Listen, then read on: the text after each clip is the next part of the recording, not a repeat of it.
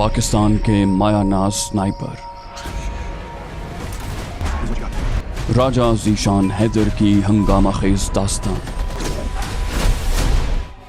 वतन दुश्मनों से नबर्द आज़मा राजा ज़ीशान हैदर उर्फ SS और उसके जिगरी यार सरदार खान की मौत की आंखों में आंखें डालकर अपने वतन की बका के लिए जिद्दोजहद।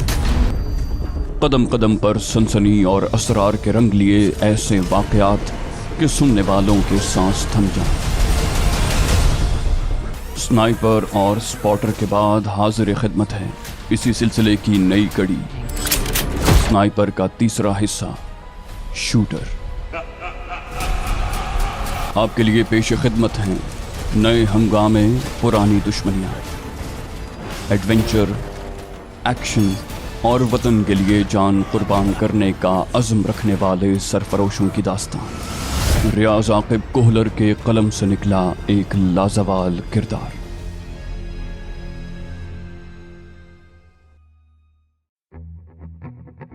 मुझे कहाँ जाना होगा? बिलाखिर मैंने दिनेश राम से पूछ लिया। उसने कहा, बंसी तुम्हें एक मकान तक पहुंचा देगा, कोशिश करना एक हफ्ता घर में ही गुजारना। जाने से 2 दिन पहले तुम्हें जरूरी हिदायत मिल जाएंगी। उसके बाद तुम अपनी राइफल लाने जा सकते हो, उससे पहले नहीं।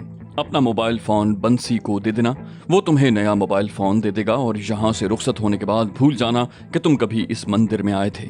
अगर हमारी जरूरत पड़े, वो भी इतनी शदीद कि तुम मरने वाले हो जाओ, तब भी यहाँ न आना। बंसी या मुझसे राब्ते की कोशिश न करना। अलबत्ता मेरा या बंसी का बुलावा आता है तो मुज़ायका नहीं। मैंने कहा, और अगर कुछ पूछना हो तो? वो सख्ती से बोला, तुम शायद सुन नहीं रहे।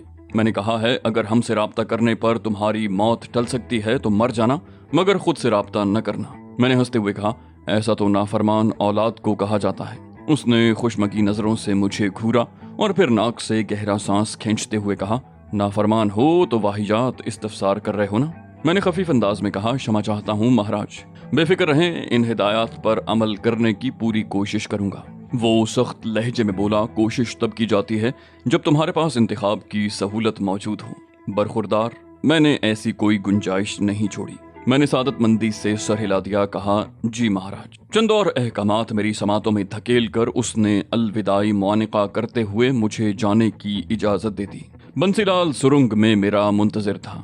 वीर जी, लंबी गपशप हो रही थी। मैंने बेचारगी जाहिर की, कहा, गपशप कहाँ थी भाई, लंबी चौड़ी हिदायत मेरे कानों में ठूंसी जा रही थी। वो मुतबस्सम हुआ, बोला, वो तो मेरे पास काफी से ज्यादा हैं। मैंने कहा, फरमाएं। वो सीढ़ियों की तरफ बढ़ते हुए बोला, यहाँ नहीं। सीढ़ियां चढ़ते हुए हम काठ कबाड़ वाले कमरे में पहुंचे। बंसी ने बाहर झांक कर एहतियाती तदबीर पर अमल किया और मुझे साथ आने का इशारा करते हुए बाहर निकल गया। थोड़ी देर के बाद हम उसके कमरे में थे। फिलहाल आराम करो, तुलुए आफताब से पहले निकलेंगे। मुझे हिदायत देता हुआ वो निकल गया। सुबह में बगैर नाश्ता किए बंसी लाल की मायत में चल पड़ा। हस्बे साबिक हम मंदिर से रक्शे में बैठ कर निकले थे। बंसी के इशारे पर एक चौक में उतर गए। मुख्तलिफ गलियों से गुजारते हुए वो मुझे एक क्वार्टर नुमा मकान में ले आया। थोड़ी देर मेरे साथ बैठकर उसने लंबी चौड़ी हिदायत दी और फिर अलविदाई मुआनिका करके वापस हो गया। मैं दोबारा अकेला रह गया था और हिदायत के मुताबिक किसी से राब्ता नहीं कर सकता था। खैर, ये इतना मुश्किल भी नहीं था। यूं भी हमारा ताल्लुक काम की हद तक ही था। कोई जज्बाती वाबस्तगी नहीं थी कि कुछ खास महसूस होता। अगले 4 दिन मैंने वहीं गुजारे। बस खाने के औकात में खोली से निकलता था, बकाया वक्त टीवी के सामने गुजरता।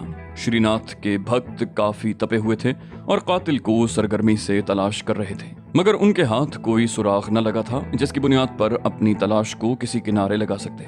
अजीब बात यह थी कि खबरों में न तो किसी पाकिस्तानी जासूस का जिक्र किया गया था और न बतौर स्नाइपर मेरा जिक्र था। यहाँ तक कि मोहन भिमानी और उसके चेलों के बारे में भी ये वजाहत नहीं की जा रही थी कि उनका कातिल कोई एक ही शख्स था।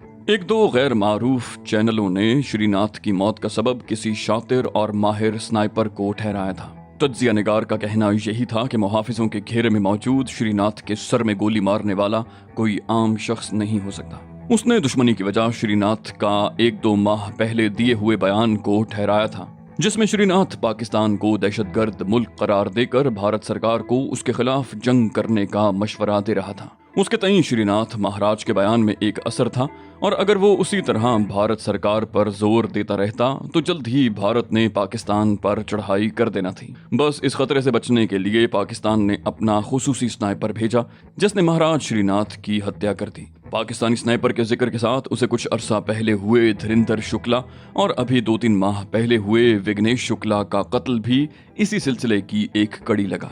गो उसने साबिका कड़ियों को हालिया कत्ल के साथ मिलाने की भौंडी कोशिश की थी, मगर इत्तेफाक ये था कि उसका अंदाजा दुरुस्त था। 1-2 रोज तो श्रीनाथ का कत्ल खबरों की सुर्खी बना रहा, मगर जल्द ही उसकी जगह कई ब्रेकिंग न्यूज ने ले ली। जितनी ज्यादा भारत की आबादी है उस हिसाब से तो वहाँ हर घंटे में ब्रेकिंग न्यूज मिल जाती है। 5वें रोज शाम ढले दरवाजे पर दस्तक हुई। मैं होल्स्टर में पिस्तौल की मौजूदगी की तस्दीक करके दरवाजे की तरफ बढ़ गया, लेकिन इससे पहले के दरवाजे तक पहुंचता धप की हल्की सी आवाज के साथ कोई चीज सहन में आ गिरी थी। बरामदे में जलते बल्ब की रोशनी सहन तक पहुंच रही थी। मैंने करीब होकर लिफाफा उठा लिया। यकीनन दनेश राम ने सफर का बंदोबस्त कर दिया था। कमरे में आकर मैंने दरवाजा कुंडी कर दिया और लिफाफा खोलकर देखने लगा। उसमें सरहद पार करने की तफसील बताई गई थी।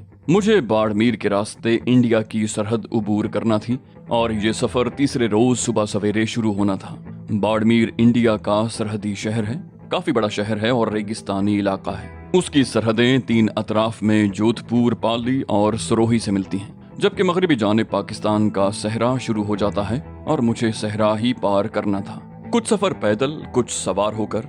मुझे सरहद पार करवाने वाले रहनुमा से मुझे बाड़मेर जाकर मुलाकात करना थी। मुलाकात का तरीकाकार और जगह की वजाहत कर दी गई थी। तफसीलात को 2-3 बार पढ़कर मैंने जहन नशीन किया और कागजात को जला दिया, क्योंकि उसके बारे में यही हिदायत मिली थी। जाने से 1 रोज पहले मैंने देवगढ़ का रास्ता नापा। बज़ाहिर वहाँ हालात बिल्कुल ठीक थे। जब सरकारी तौर पर कोई खास सरगर्मी नजर नहीं आ रही थी तो श्रीनाथ के चेले चांटों में इतनी हिम्मत मफकूद थी कि जाती तौर पर सरगर्मियां दिखाते। श्रीनाथ और मोहन भिमानी की हलाकत के बाद उसके आदमियों में कोई ऐसा तगड़ा शख्स मौजूद नहीं था जो श्रीनाथ की सल्तनत को संभाल सकता। घंटों में ही सारी तंजीम धड़ाम से जमीन बोस हो गई थी। जिसका जितना जोर था उतने हिस्से पर वो काबिज हो गया। मेरे पास चूंकि अपनी सवारी मौजूद नहीं थी, इसलिए मैं अवामी बस में वहां पहुंचा था। मतलूबा पहाड़ी की तरफ जाते हुए मुझे कोई मशकूक शख्स नजर नहीं आया था जो निगरानी करता नजर आता। बज़ाहिर बेपरवाही से, मगर असल में निहायत मोहतात और चौकन्ने रहकर SR1 की जगह तक पहुंचना था। झाड़ियां हटाने पर कोह के मुंह पर रखे पत्थर सलामत नजर आए। दाएं बाएं नजरें दौड़ाकर मैंने एक बार फिर तसल्ली की और जल्दी से पत्थरों को खो के दहाने से हटा दिया। अकब में बैग मौजूद था। बैग उठाकर मैंने हल्का सा झाड़ा और कंधों में डालकर वापसी की राह ली। शाम तक मैं जोधपुर पहुंच गया था। रात अपने ठिकाने पर गुजार कर मैं अगले दिन नाश्ते के बाद बाड़मेर जाने को तैयार हो गया। दनेश राम ने अखराजात के लिए रकम की पेशकश की थी, मगर मेरे पास अच्छे खासे पैसे मौजूद थे, इसलिए मैंने खुश दिली से मना कर दिया। जोधपुर से बाड़मेर तक करीबन 200 किलोमीटर फासला बनता है। आरामदे बस में ये फासला 2.5-3 घंटों में आराम से तय हो गया था। अपने रहनुमा से मेरी मुलाकात अगले दिन तय थी, इसलिए मैंने पहले किसी रिहाइश की तलाश जरूरी समझी। बस अड्डे से मैं पैदल ही निकल आया था। सड़क किनारे एक होटल देखकर मैं उधर मुड़ गया। वो बिल्कुल ऐसा ही होटल था जैसा उमूमन सड़क किनारे बने होते हैं, बगैर 4 दीवारी के सहन जिसमें ग्राहकों के बैठने के लिए प्लास्टिक की कुर्सियां, लकड़ी और लोहे के बेंच और चारपाइयां रखी हुई थी। लकड़ी की मेजें भी काफी तादाद में थीं, जिन पर जग और ग्लास रखे हुए थे। दाएं जानिब 2 ट्रक, 3 कारें और चंद मोटरसाइकिलें खड़ी थीं। होटल की असल इमारत तवील बरामदे और हॉल नुमा कमरे पर मुश्तमिल थी। बरामदे ही में एक जानिब बावर्ची खाना बना हुआ था, जहां तंदूर पर ताज़ा रोटियां लगाई जा रही थीं। और सच कहूं तो इन्हीं गरम गरम रोटियों ने मुझे उस तरफ मुतवज्जे किया था। लोगों के सामने 3-4 किस्म के पकवान नजर आ रहे थे, लेकिन मुझे जिसने लुभाया था वो आलू मटर गाजर का सालन था, जिसमें चिकन की छोटी छोटी बोटियां शामिल थीं। SR1 का बैग पहलू में रख कर मैंने एक चारपाई पर नशिस्त संभाली। इसी असना में चराग के जिन की तरह बैरा नमूदार हुआ। अपनी पसंद बताकर मैं दाएं बाएं का जायजा लेने लगा। मेरी आदत थी कि किसी भी जगह बैठते वक्त सबसे पहले भागने के रास्तों का तयन करता, गोली वगैरह से बचने के लिए सबसे करीबी आड़ का चुनाव करता, और ये आदत उस तरबियत के मरहून मिन्नत थी जो पाक आर्मी की वसातत से मुझे करने का मौका मिला था। बैरे ने सबसे पहले ताज़ा पानी का जग भर कर मेरे सामने रखा। ग्लास मेज के परले किनारे पर पड़ा था। मैंने ग्लास उठाने को हाथ बढ़ाया, तभी टन की आवाज से ग्लास हवा में उड़ता हुआ दूर जा गिरा। किसी की समझ में कुछ न आया था कि ग्लास को आखिर हुआ क्या था। तमाम नागवारी से मेरी जानिब मुतवज्जे हो गए थे। अलबत्ता मुझे सेकंड के 20वें हिस्से से भी कम वक्त में अंदाजा हो गया था कि ग्लास किसी माहिर स्नाइपर की गोली का निशाना बना था। एक हाथ से SR1 का बैग पकड़ते हुए मैंने छलांग लगाई और जमीन पर लेट गया। उसके साथ ही क्रॉल करता हुआ करीबी आड़ की तरफ बढ़ा जो एक बड़े तने वाले दरख्त की थी। आड़ पकड़ते ही मैंने दाएं बाएं नजर घुमाई। तमाम हैरानी से मेरी तरफ मुतवज्जे थे। अब तक किसी अहमक को अंदाजा नहीं हुआ था कि क्या हुआ था। खुशकिस्मती से ग्लास की सीध में कोई गाहक नहीं बैठा था, वरना उसके जिस्म में रोशनदान खुल गया होता। मैं जल्दी से सोच के घोड़े दौड़ा रहा था कि आखिर गोली चलाने वाले का मकसद क्या था, और जो शख्स जस्ती ग्लास का निशाना बना सकता था उसे मेरे सर में गोली ठोकने में भला क्या दुश्वारी थी। मैंने बैग कंधों में पहनकर ग्लॉक हाथ में थाम लिया था। अंदाजा था कि मुझे घेरने की कोशिश की जा रही थी और वो मुझे जिंदा पकड़ना चाहते थे। तभी गोली का निशाना नहीं बनाया था। मैं ग्लास को गोली लगने के जाविये से दुश्मन की जगह का अंदाजा लगाने लगा। उस जानिब चंद नुमाया इमारतें नजर आ रही थीं और स्नाइपर का ठिकाना किसी एक इमारत में हो सकता था। अगर उसकी गोली किसी शख्स के जिस्म में लगी होती तो ये अंदाजा करना ज्यादा सहल था, मगर गोली ग्लास को लगी थी और ग्लास उड़कर कहीं दूर जा गिरा था। गोली लगने के निशान को जांचे बगैर स्नाइपर की जगह का अंदाजा लगाना बहरहाल काफी दुश्वार है। अचानक चारपाई से उठकर एक शख्स मोबाइल फोन कान से लगाए मेरी तरफ बढ़ा। मेरी नजरें उस पर गड़ गई थीं। चंद कदम दूर होगा कि मैं ललकारा, वहीं रुक जाओ। वो खाली हाथ ऊपर करते हुए चिल्लाया, प्लीज गोली मत चलाना, तुम्हारी कॉल है, मैं बस तुम्हें मोबाइल फोन देने आया हूँ। मैं मशकूक लहजे में बोला, मेरी कॉल कहाँ से आ सकती है? वो बोला, खुद सुन लो। उसने 2-3 कदम दूर से ही मोबाइल फोन मेरी तरफ उछाल दिया, जिसे मैंने हवा में ही पकड़ लिया। वो पीछे मुड़ गया। मैंने मोबाइल फोन कान को लगाया। शुस्ता अंग्रेजी में पूछा गया, SS बात कर रहे हो? मैं शिशदर रह गया। उसके लहजे में गहरा तंज और इस्तेहजा पोशीदा था। मैंने बेसब्री से पूछा, कौन हो तुम? वो हंसा, ये ज्यादती है, पहले सवाल मैंने पूछा है। मैंने मोहतात अंदाज में कहा, अगर कहूँ कि तुम्हें कोई गलत फहमी हुई है तो? उसने कहा बुलंद किया, बोला ये तो खैर सफेद झूठ होगा। अतराफ में नजरें दौड़ाओ, क्या किसी और शख्स को अपनी जगह छोड़कर इतनी जल्दी से आड़ पकड़ते देखा है? मैंने कहा, क्या चाहते हो? वो फिर मजाहिया अंदाज में बोला, मेरे सवाल का जवाब गोल करके अपने सवाल किए जा रहे हो।